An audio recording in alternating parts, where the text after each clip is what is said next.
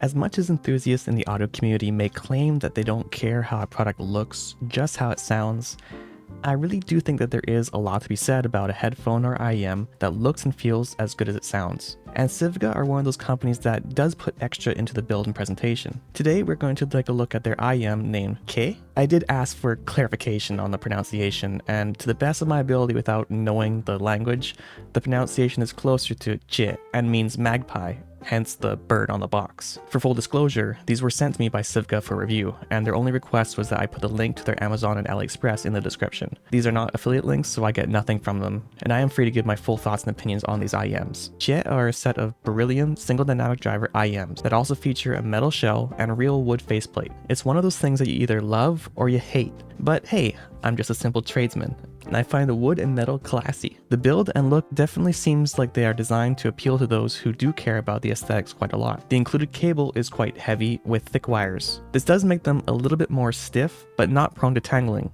although it does add a bit of weight to the cable. The included case is about the size of a wallet, and it's made out of a light brown leatherette, and in my opinion, adds a bit to the overall aesthetic that they are going for, which does seem to be a bit more that sort of luxury look. The IEMs themselves complete this with zinc alloy shells made from die casting, paired with real maple wood faceplates. The IEMs are a little bit heavier than typical, but I still found their overall shape to be comfortable to use. The look, build, and finish of these IEMs come together to suggest that they cost more than they do. And over the time that I've had these on hand, I actually forgot how much they cost, and I was pleasantly surprised when I checked the page and saw that they were under $80. Usually when wearing IEMs, most people don't notice or care what you're using, but these are one of the few sets that did actually catch people's attention and cause some people to ask about them. There is one change about their appearance though that I would probably change if I had the option, and that would be for Sivga to maybe switch to using a logo rather than printing out the entire name on the side of the products, as I do feel that kind of cheapens the look a little bit. But with all that aside, they don't sound bad either, which is always a pleasant surprise when a company puts a lot of focus into the looks and design. They aren't any sort of neutral reference by far, but closer to a warm down tilt,